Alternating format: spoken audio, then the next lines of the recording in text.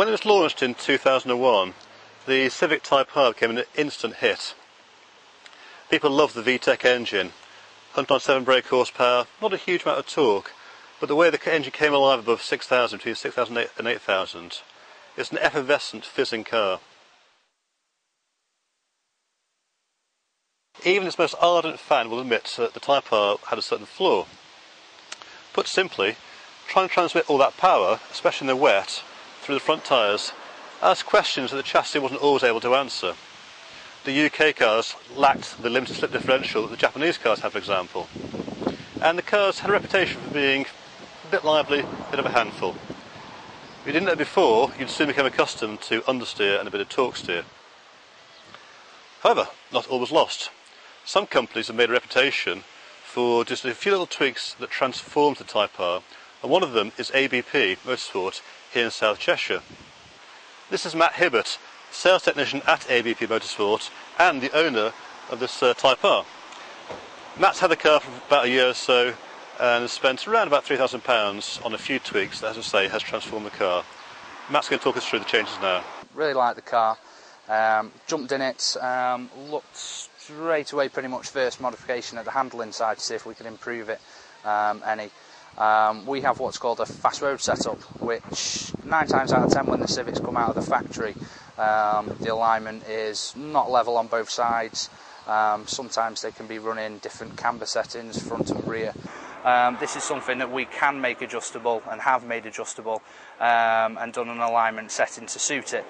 Vastly improves stability of the car within corners and also improves overall driving and confidence behind the steering wheel.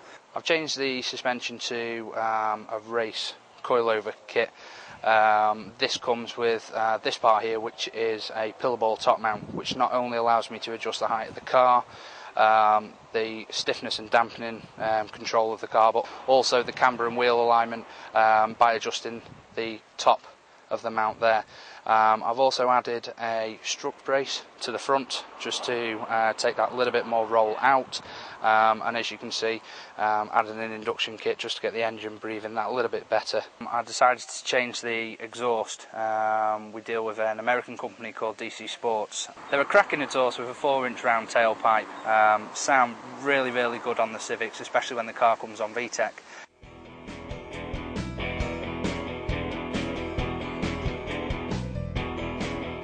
As you can tell, driving the car, it's a big improvement. Overall ride and just feeling back through the steering's really good. Tight bends are great. The exhaust itself isn't actually that loud when you're driving along, which is quite nice. Put your foot down a little bit and you can hear a little bit of a tone noise.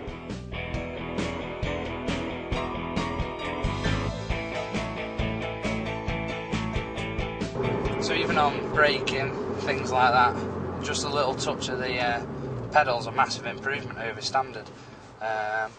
Power slot brakes, which are on the car, really do make a massive improvement.